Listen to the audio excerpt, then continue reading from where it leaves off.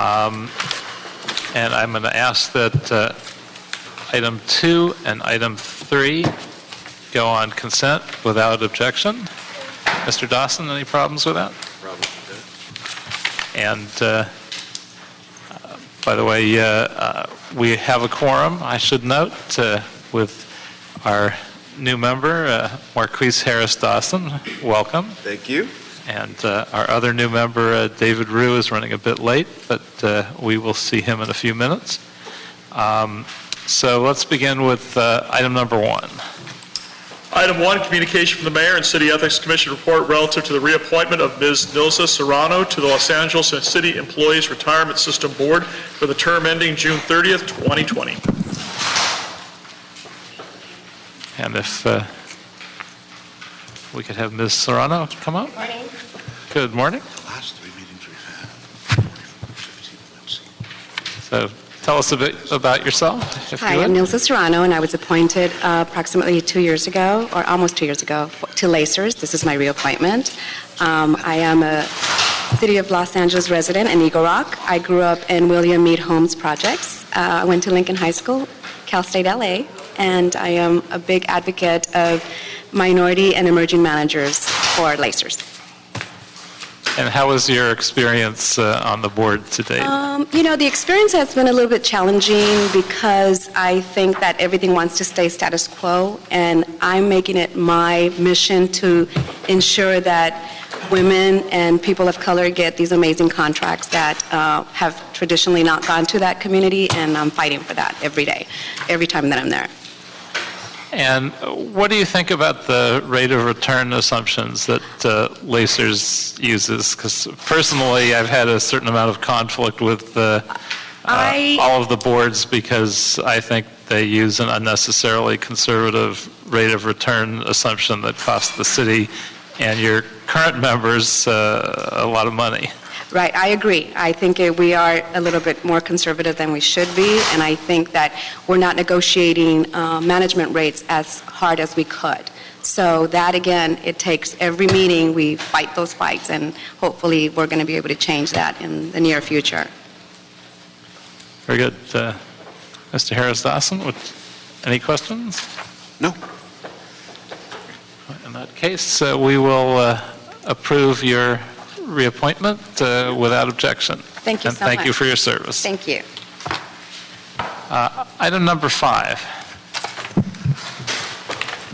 Item 5, CAO report relative to the 2014-2018 MOU for the Port of Los Angeles Command Officers Unit, MOU 27.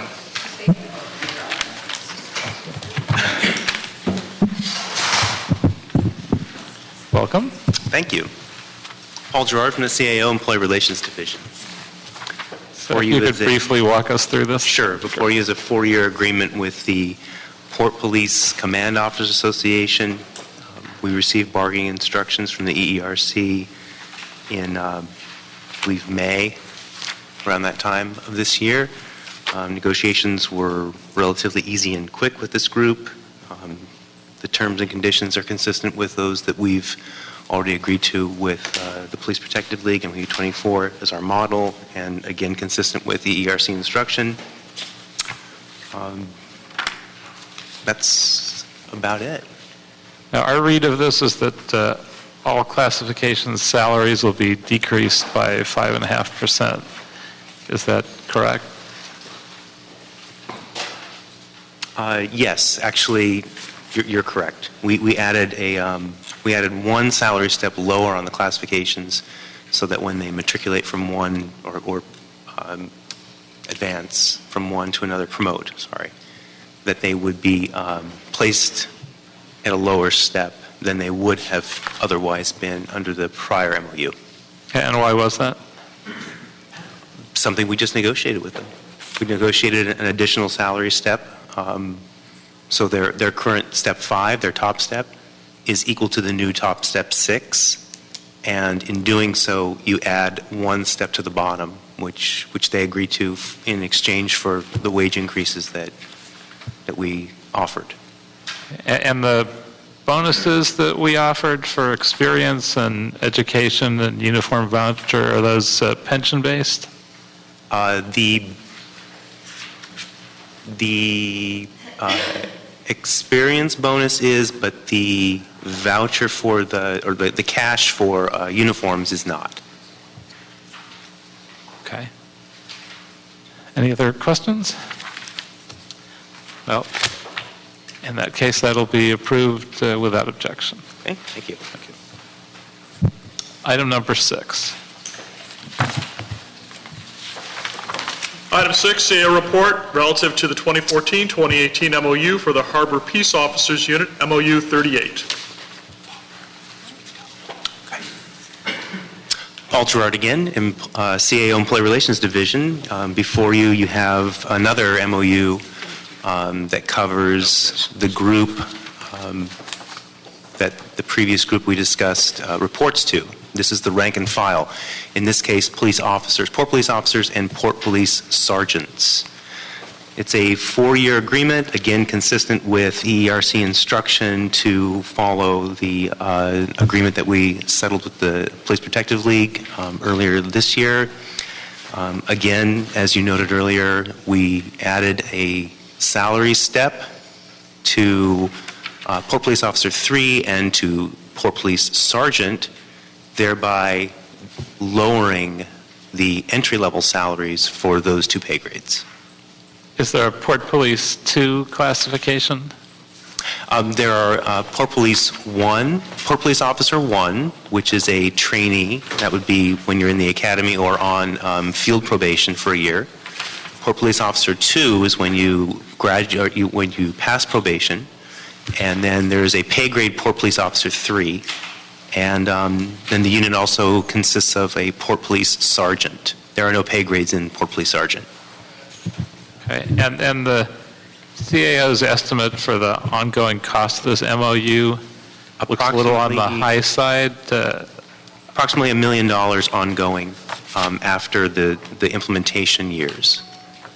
So, and that's for 100 or so employees. 109 currently, yes. So that looks like around 10,000, 11,000 per employee. Correct. What are the components of that annual increase? It would consist of the base wage increases, they're 8% that you see on the first page, 4% in July 16, 2% in July 17, and 2% in July 18. That is the bulk of the cost. There are a few additional costs. There were a few bonuses that were added to recognize the importance of some of the work that the port is trying to promote, and to be consistent with other agencies in the city.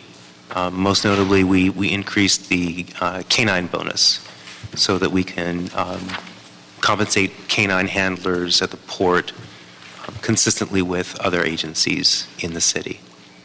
Of note also, this group is the only currently paying 5% for their health care, and they'll be going to 10% in January of 16. Very good. Any questions? Okay, so we will approve this one as well without objection. Item number 7. Thank you. Thank you. Item 7, CAO report relative to the 2013-2017 MOU for the Senior Administrative Analysis Unit, MOU 61. And do we have a representative here? Actually, sir, I would be the representative for that. Marita Aspin from the CAO's office. Perfect. The Memorandum of Understanding you have before you is for a 4-year deal, and this covers the 43 employees in the classifications of Administrative Analyst and Senior Administrative Analyst.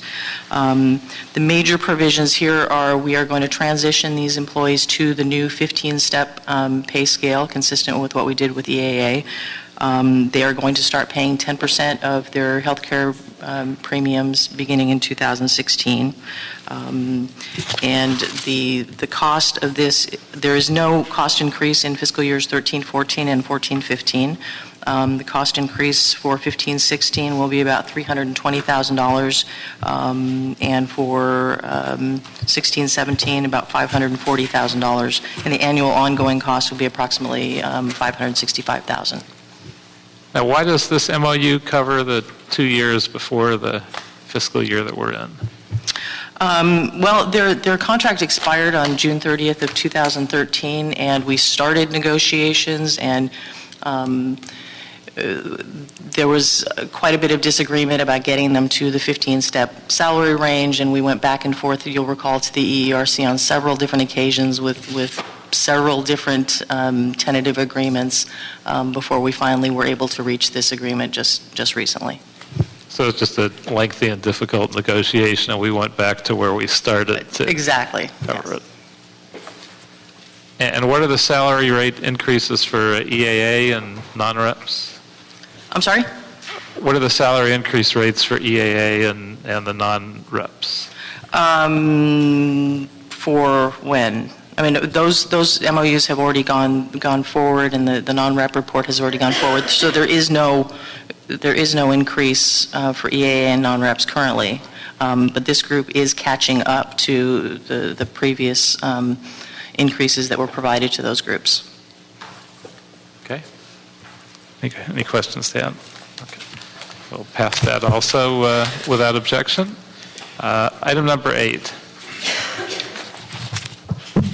Item 8, CAO report relative to 2014-2016 MOU for the Fire Chief Officers Unit, MOU 22. That would be me again, Marita Aspen from the CAO's office. This is an MOU that covers 84 employees in the Los Angeles Fire Chief Officers Association in the classification of battalion chief, assistant chief, and deputy chief. And you'll notice that this one is going a little bit backwards as well. Their last MOU expired on June 30th of 2011. So this is... Oh, actually, I'm sorry, I've got the wrong report in here. Sorry. Hold on a second.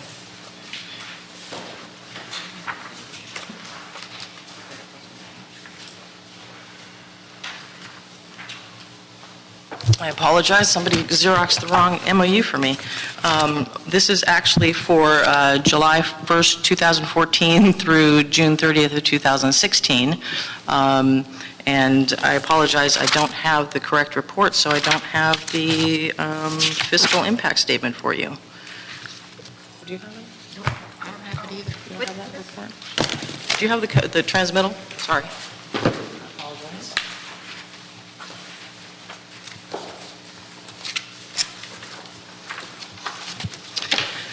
All right, so basically what we're doing in this contract is bringing the fire chief officers up to match the rank and file firefighters and fire captains. There will be no cost increases for fiscal year 14-15, and there will be cost increases of approximately $936,000 to be incurred in 15-16. But about $300,000 of that is that we are cashing out some accumulated excess sick leave. You'll recall that in prior years we banked that excess sick leave rather than paying it out in cash. Now that we have a little bit more money in the fire department's budget, we're going to actually cash that out now.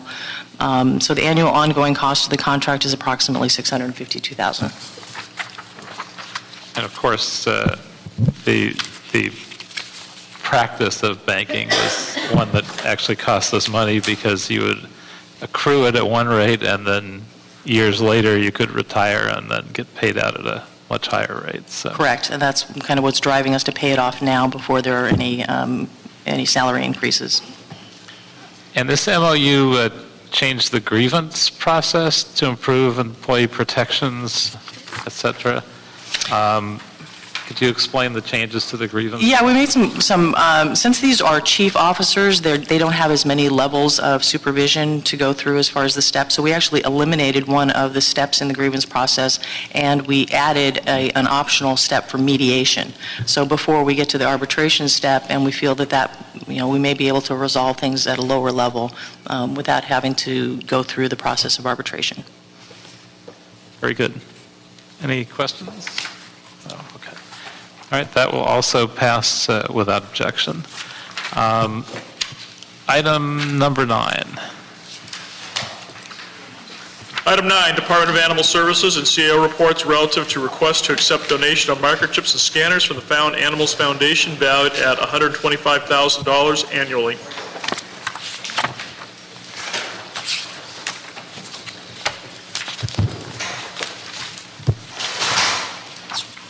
Good morning, Janice Yu, Office of the CAO.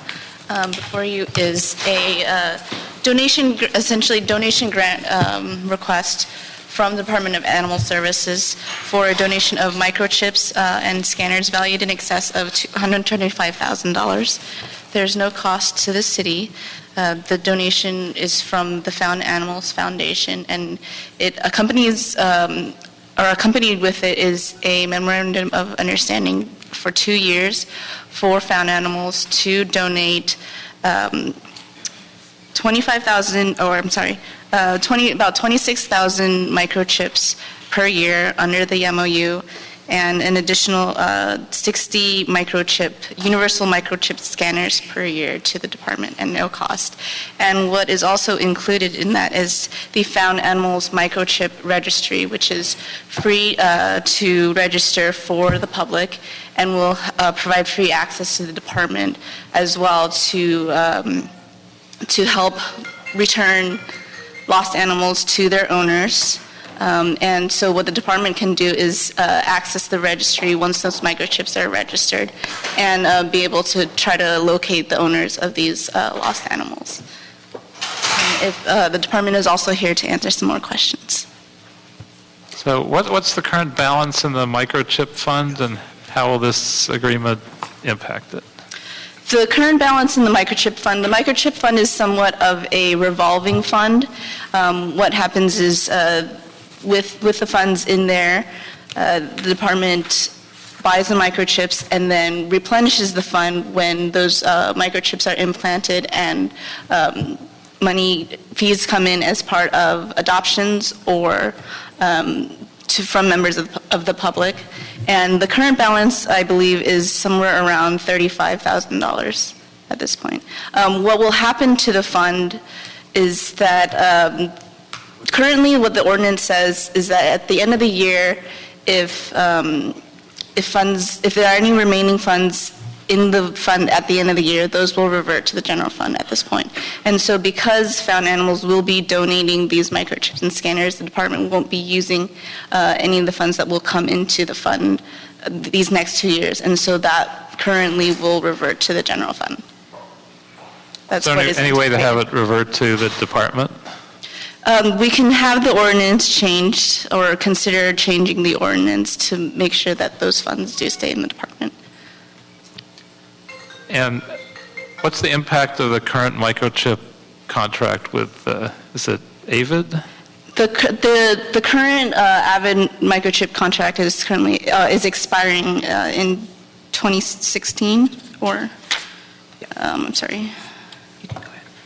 If I could, John Forland with the Department of Animal Services. We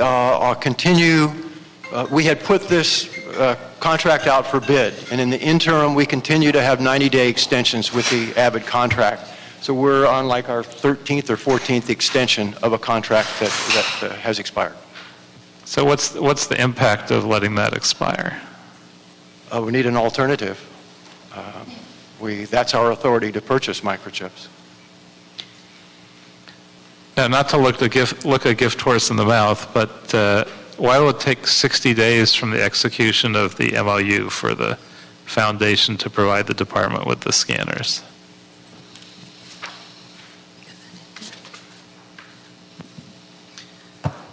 I'll try to answer that as best I can. Dana Brown from the Department of Animal Services.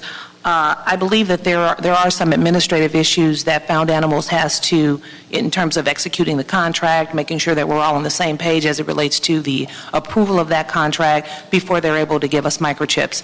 But the department is in a position, we do have enough microchips to get through that period from the purchase of the Avid microchips that we got at the end of the year. So we are prepared to withstand those 60 days before the free microchips will be available. And why do they have 1 year to replace a faulty scanner? If I may, Dov Lassell, Assistant City Attorney. The 60 days actually was when we first started talking to them, which was back in April. My suspicion is that they will be able to give us those scanners much sooner at this point. And including any kind of replacement for scanners that need to be replaced. So you think all those things could be done more quickly than what's in Absolutely, the yes. contract? And also under the category of not looking a gift horse in the mouth, my understanding is the department issued an RFP and that Found Animals won the bid. Then why are they doing this for free by donation for the next couple of years? I'm not sure we ever really got an answer from them.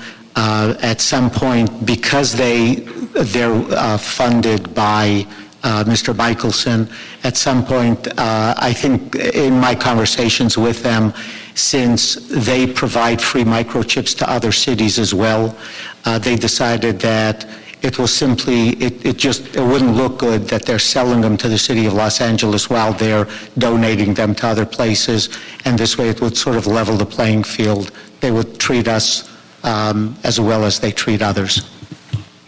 Sounds good to me. Mr. Harris-Dawson? Okay. We have a couple speakers from the public also. First, Julia Pennington from A Dog's Life Rescue.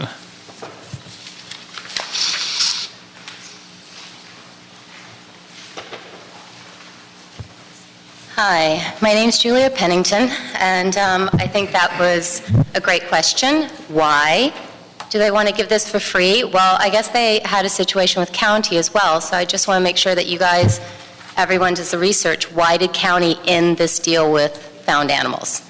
County had these chips, and they decided it was a disaster. So I just want to make sure you guys all call and find out firsthand why. The other thing is, sometimes you get what you pay for. So my question is, does this mean the adopters aren't going to need to pay for microchips anymore? Because are you going to charge the adopters the same amount for a less quality product? And is there an issue in that? And I can say from personal experience, less quality.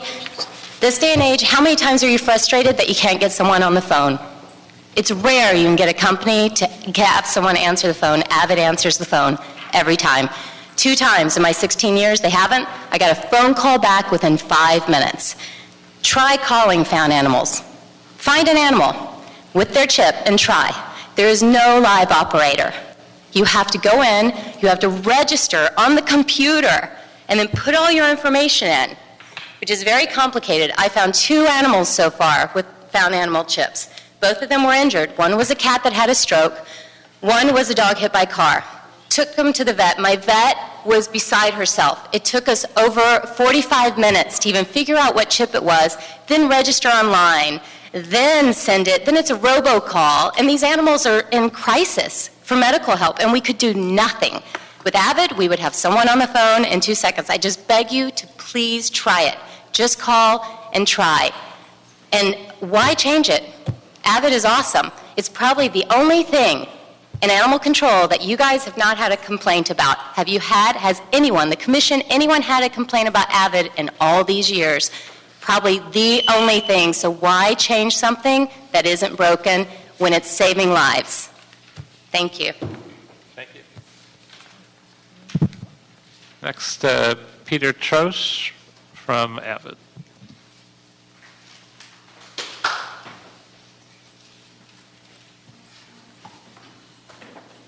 Thank you for this Welcome. opportunity.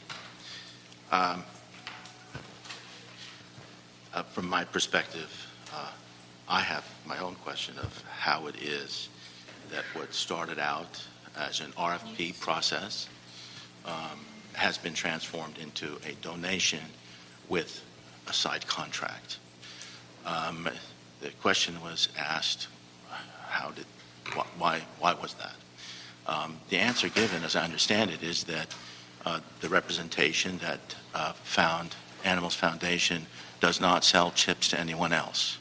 Well, we've participated in competitive bids, and Found Animals Foundation was offering chips in competition for money.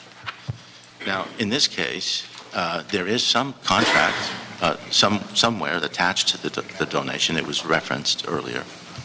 And I'd like to make the point that a transaction that doesn't have cash isn't necessarily free of cost. There are things of value that can be exchanged. You have important mission issues, and they relate to identification and recovery of pets.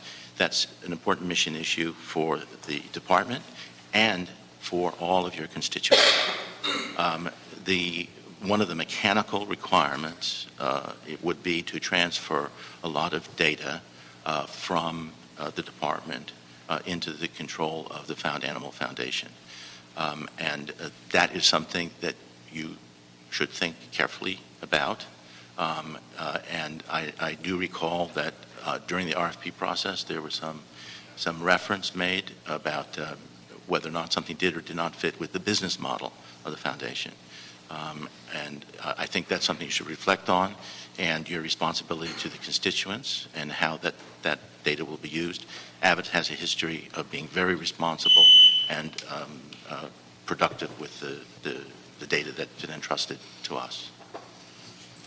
Thank you. And for the record, Councilmember Rue has joined us, and we are on item number 9. Any questions you have on that one? Mr. Harris-Dawson, any questions? And is there a representative from Found Animals here by any chance? No. I'm inclined to... I'm sorry, Found Animals is not here today, but I did want to clarify a couple things that we did state in our report. Again, Janice Yu from the CAO. So we did mention in the report that an RFP originally was issued for a contract to replace the current expired contract. And there, the RFP developed had certain requirements that Found Animals did meet. They were the successful bidder in that contract process. And it was after the Board of Commissioners had approved going forward with a contract with Found Animals that the determination was made that the donation would be made instead. And what we did look at was whether the MOU that is going to be made or that is being recommended today did meet the requirements of the RFP, and we did, and we do believe that that those do meet the MOU does meet the requirements. One of the things is the universal scanners, and so the scanners will be able to read all types of microchips, and the microchips are up to the standard of the RFP. One of the concerns that the Board of Commissioners did bring up was that many of city residents don't have reliable access to the internet because the registry is web-based, and so Found Animals in the MOU has agreed to have a 24/7 access phone number that will be available to city residents to call to receive their services. And so we're confident that the donation and the MOU meets the requirements of the RFP that was originally issued. So why do we pick one over another? Why do we select Found Animals over the... Found Animals, the Found Animals was the lowest bidder as well. Other than the low bid, was that the only criteria, or were quality issues looked at as well? Right, but most of the others were satisfied by the RFP. The difference in price, I think that Found Animals' price was less than half of what was being offered by Avid. Extending the Avid contract on a monthly basis, I believe cost the department somewhere around $20,000 a month. And this would be... And that $20,000 a month would go away with the free donation. The MOU also allows the city, if the city decides that the program isn't working well, like any contract, it can be terminated. And of course, they can also terminate it, but we put in a 4-month period so that if we need to terminate it, we could also go out to RFP. But again, we would be getting free scanners, which are worth a considerable amount of money, as well as saving the department a considerable amount of money every single month. Mr. Harris-Dawson? A couple of questions. Did the Information Technology Committee look at this arrangement before we went to RFP? Not that I'm aware of. And perhaps this is a question for the CLA's office. Is there, as a part of the RFP, an agreement that these companies don't sell the data that they get? Yes, there is a provision in the MOU that, in terms of the contact that found animals will have with registrants, is that only if they decide to opt in to additional contact will found animals then be allowed to use their information in a way that they allow. So is there any provision for us to at some point come up with a quantification of the value of the data that's being provided to this company? In other words, addresses and names cost money normally. So, for instance, I just ran for office, so you buy names and addresses from a company. So it seems to me that we're giving this company something in exchange for this free equipment, and I'm just wondering, do we have an accounting of that? Or do we plan to have an accounting of that at some point? Right. So that's an excellent question. The donation MOU has in it that they only get the information from the pet owners that use their microchips, and for them to use that information in any other way, there needs to be a positive opt-in by that person saying that they agree that their information can be used, that they can be that they can receive emails regarding non-animal related things, etc. Ms. Yu made that part clear. I'm just, of the addresses that they do get, because the city is helping them gather addresses, right? Of the addresses that they do get, do we ever get a quantification of the value of that asset? I don't believe so. And by the way, that's across the board. That is an open question as to the value of that material to any vendor with the city that receives this information. So did we have the same relationship with Avid? Did they use that information for other purposes if they opted in? That I don't know, but they do obviously have access to that information because they have to store it on their servers, so that when somebody asks who the microchip belongs to, they can match the microchip number to all of the information of that dog owner. Maybe pet owner. Maybe the gentleman representing Avid has that information. Could you come up for a sec? Well, the simplest response to that is that we have been operating for over 25 years, and our relationship with the city is a couple of decades. And we've never tried to monetize the information that we received. You're absolutely correct. There is a value, and the idea that there only has to be a positive opt-in, I would suggest that you return to your email systems and check how much spam you get that claims at the bottom that somehow, somewhere, sometime, you opted in with somebody that knew someone that you contacted. So the assurance that the, quote, city data won't be used is weak in the sense that it's very easy to convert city data to private data. And that happens sometimes merely by touching it or working with it. A lot of issues were raised. I tried to avoid getting into the RFP process, but the RFP process was raised here. And the question was approached more deeply. Why wasn't the contract entered into if the award was made to Found Animal? Well, I'd like to recollect part of that process. Many changes were made in the Found Animal proposal after so-called the selection was made.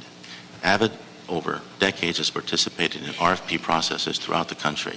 We have never had an opportunity or even tried to change our proposal after the proposals were officially entered and opened. That sort of thing has happened. If it is true that that Found Animal could enter into the contract, why don't they enter into the contract provided by the RFP? I have no idea what this sort of side contract to the donation is, but I rather doubt that it includes all of the standard terms and conditions that are provided for in the RFP by reference. it becomes a substantial body of commitments. And, Thank you. I think you're a little bit beyond the topic that we asked. So. I have to be reminded about all the other points, but there were many things to respond to. Thank you. Wonder if you could respond to that. How far afield did this go from the original RFP, and how unusual is that? Well, the standard process is that the RFP is developed, and once the contract is awarded, there is a negotiation process for final wording of the contract. And so that is the standard process through most of city contracts that are made. If I may, in part of the MOU, it does say that in communication, found animals will give pet owners the option to receive further communication from found animals if they so choose. If a pet owner declines to receive further communication from found animals, they will only receive communications related to the registration of their pet. Found animals will not send marketing communication to registrants unless the registrant is willing to receive such marketing communications and voluntarily agree to opt into such communications by an affirmative act such as actively checking a box, and may opt out at any time by unsubscribing. And additionally, found animals will not sell, rent, or otherwise transfer or allow others to use customer data for any purpose, including fundraising or marketing. Well, I definitely still have some questions on this. Here's what I think would be a good solution, because we also don't want to lose them as a potential bidder/donor. I'm going to suggest that we move forward with this item, but before it actually comes to council, that we have more opportunities to ask some follow-up questions and make sure we're completely satisfied with this item. Thank you. So I'm going to suggest that we move it forward at this time with that direction. I did have a couple, John Forlin with the Department of Animal Services. I did have a couple of responses, if you've moved on. Or Briefly. Very good. First of all, right now, the Controller's Office is conducting its annual review of intangible assets and lists of microchip users or dog license holders, et cetera, is not considered part of that right now. In the private sector, intellectual property has value. Those lists would have value. But I also want to point out about Found Animals Foundation.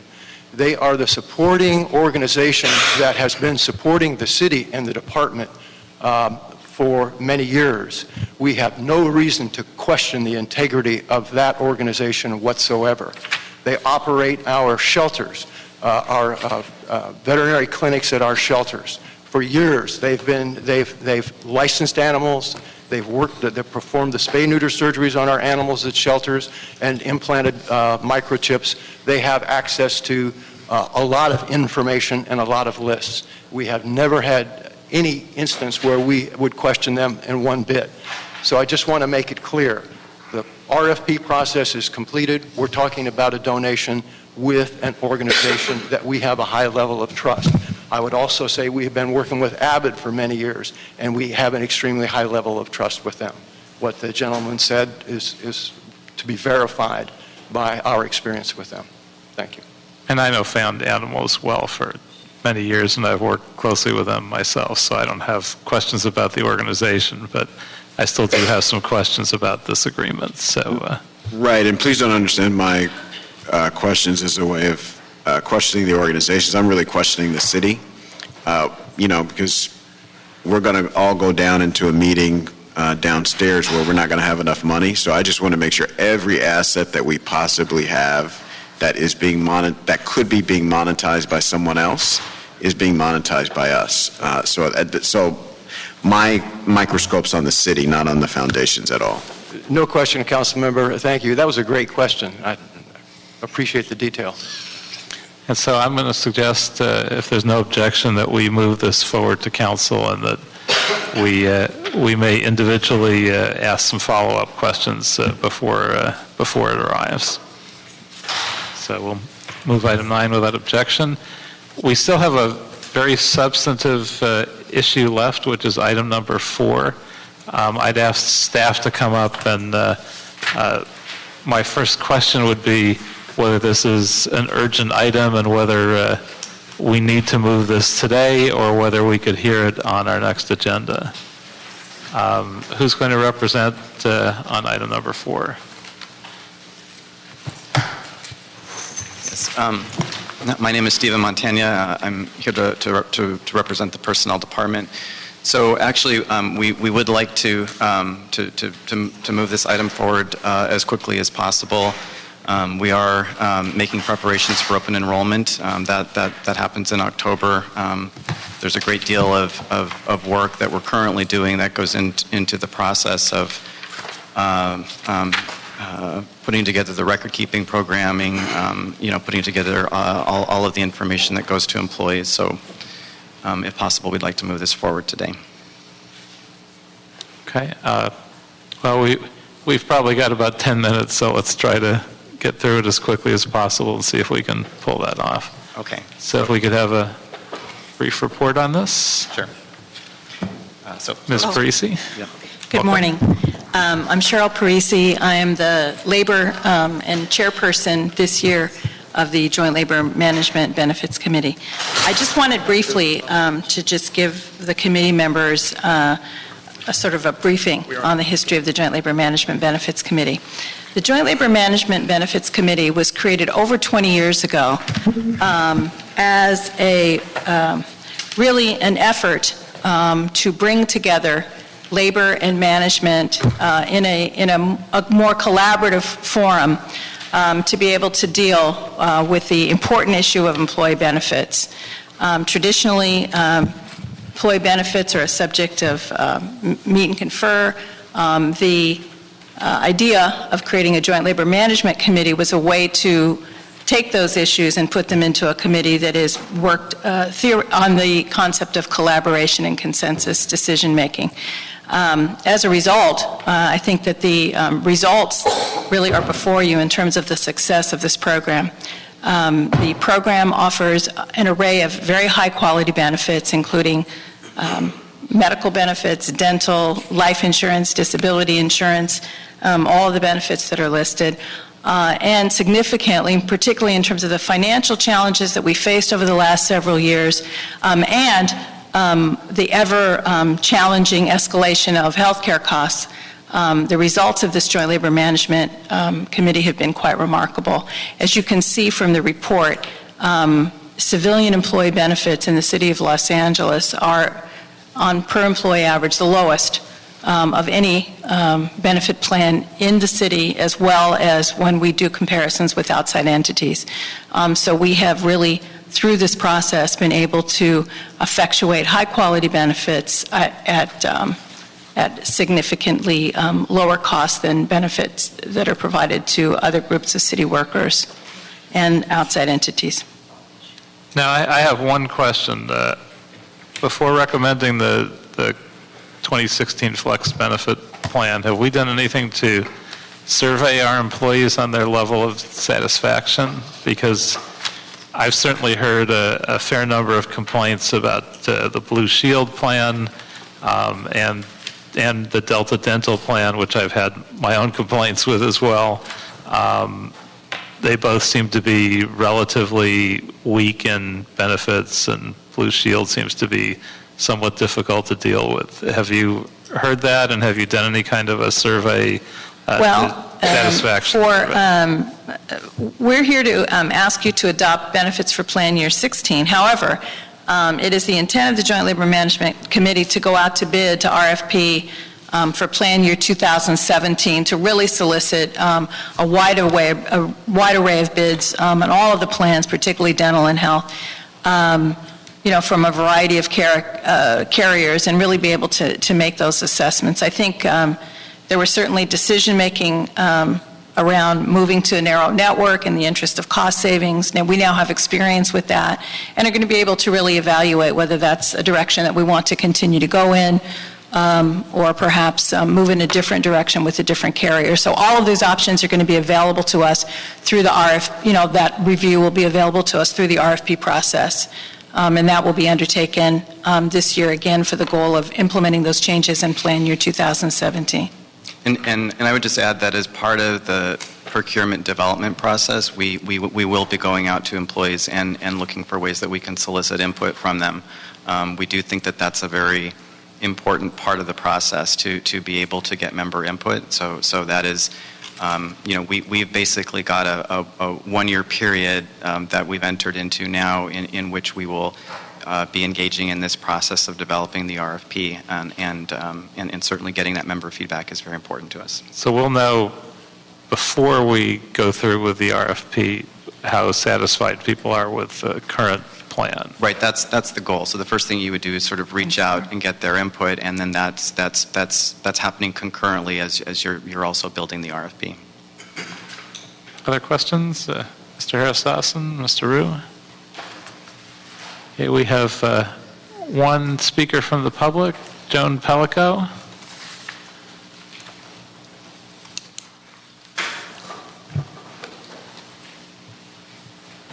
Good morning. Joan Pellico, city employee, and I'm here to tell you my experience with Blue Shield, which is not good. I had to have an epidural on my back, and cumulative effect is what epidurals do. So they allow you up to 3. And the condition of Blue Shield is that I have at least a 50% recovery. So I go back to the doctor for the second one, they assess me at 60%. So the doctor says we have to go through the authorization process again because Blue Shield makes them jump through hoops. Our other provider didn't have to do that, and I'd be on his table.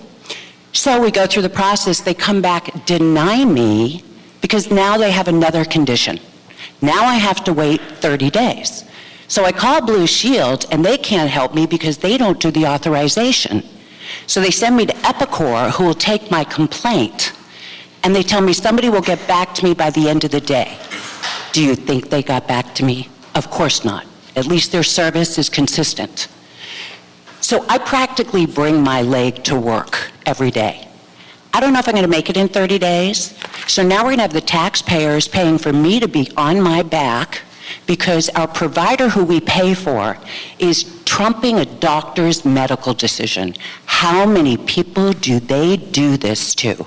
So I decided to do my own little survey. Here are the words used to describe them. Horrible, the worst, ridiculous, life-threatening. I am so grateful for this experience because the best work we do is when we stand up for others. So I ask that you not consider giving them one more penny, they have plenty of money, that you not consider renewing their contract, and that you please consider going with another PPO that doesn't stand for putting patients off. Thank you so very much. Thank you.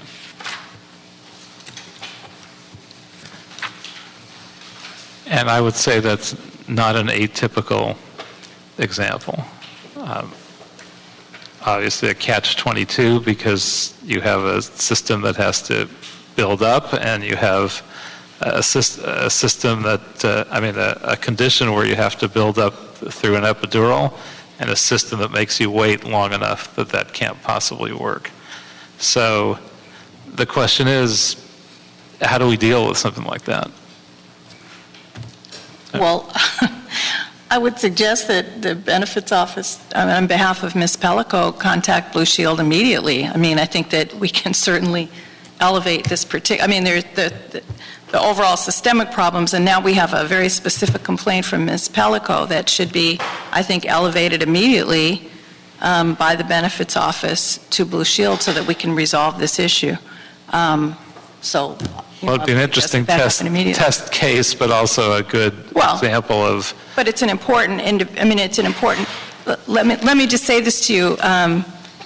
Periodically, calls come in of this nature, and, we all collectively attempt to, and the benefits office, I think, is very effective and proactive dealing with the carriers to make certain that we are obtaining good service. So I think on the specific case, that needs to be dealt with immediately. And we hear your concerns. We are interested in providing the best benefit program to the city of Los Angeles.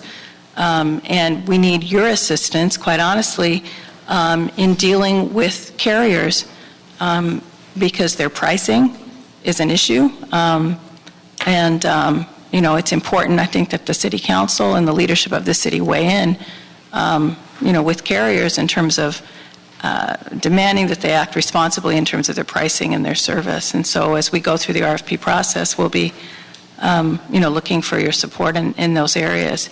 But specifically, I think we need to deal immediately with Ms. Bellico's concern. Yeah, do we have any ability at all to change characters? Well, that too. Change carriers on a shorter notice, or we'd have to go through this 1-year process anyway, presumably. I think it's Yes, we have contracts now, and also in implementing, as I had mentioned at the beginning, I mean, the planning process for executing open enrollment and for actually being able to set what the rates are and the premiums, to publish that information and to give that to employees with advance notice so that they can make their elections. I mean, that's really a process that happens far in advance of the actual plan year. So, but these are issues and concerns that will be addressed when we conduct the next procurement process, and as we reach out to our membership and ask for their input. Now, what if we didn't approve this request and told them to get their act more together instead? Would we have any ability to do that and have any leverage over what actually would happen with their service? Well, I think, as we've discussed, what we can... Did you want to take the part? Well, my name is Alex Vasquez. I'm with the Personnel Department. We definitely could sit down with Blue Shield and sit down with them to discuss this issue. And also, they do survey employees, and we can talk to them about those surveys to find out if their employees have had complaints. I will tell you from my experience, from time to time, there are situations where employees have complaints about whatever carrier we have. I mean, that's just part of the, part of the healthcare system. People have complaints about Kaiser. We used to have Anthem. People complained about Anthem. But, Personnel Department is here to help employees if they have concerns or have issues, and certainly we will hold the carriers accountable if there are systemic issues that they need to address. So we certainly could follow up with them. We do have monthly meetings with the JLMBC. We've had the carriers come in and make presentations. Our meetings are open to the public. Employees can come, and they have come to our meetings to express any concerns that they have, and we've reported back to the JLMBC how we've addressed those issues. So again, certainly there's a mechanism already in place for us to kind of follow up on that issue and hold the carriers accountable.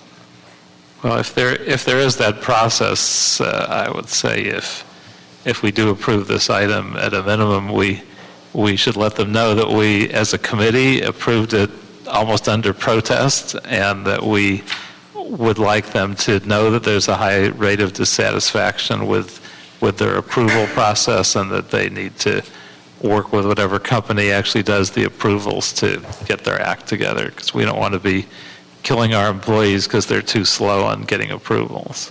Is that, I think we'd like, quite honestly, as Alex said, part of the responsibility on their part is to be accountable and effective providers of health care for the employees of the city. And so, obviously, we've heard a specific story today, but again, if there are other specific issues, I think that we need to, again, certainly a willingness to call them into the JLMBC and really talk to them specifically about these problems and demand a higher and better quality of service. So if there are more specifics around these areas, we'd be, obviously would welcome that information so that we can share that with them and really require that they meet, higher standards of service if that's not happening. So, again, we'll deal with the specific, but would welcome the opportunity to engage them and make them, again, more accountable.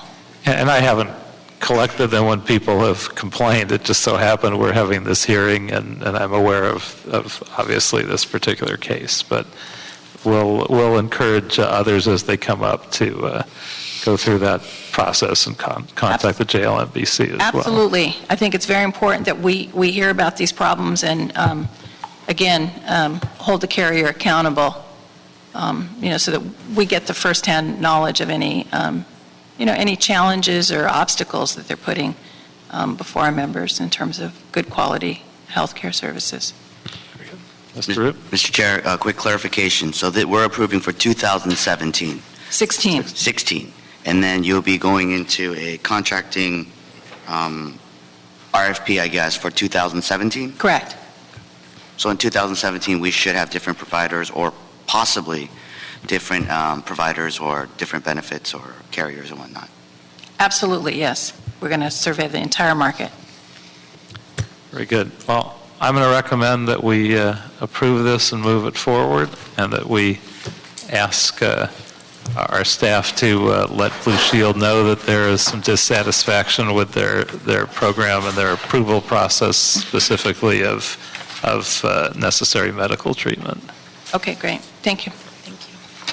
Thank you. And we have one other item, item number 10. Item 10, Department of Animal Services report relative to the acceptance of bequest for $133,333.40 from the estate of Jimmy M. Mitchell. And Dana Brown, Department of Animal Services. I'll make this brief. Before you is a request to accept a bequest from the estate of Jimmy M. Mitchell. The total amount of the bequest is $133,333.40. There are restrictions from the donor to have half of it used solely for the purposes of volunteer services, while the remaining amount can be used for animal welfare in general. We ask that the committee approve acceptance of these funds and in its entirety and forward the approval to the mayor and city council for final approval. very good. Any questions? Well, then I'll suggest that we approve this without objection. Thank you very much. Thank you. And with no other business before us, we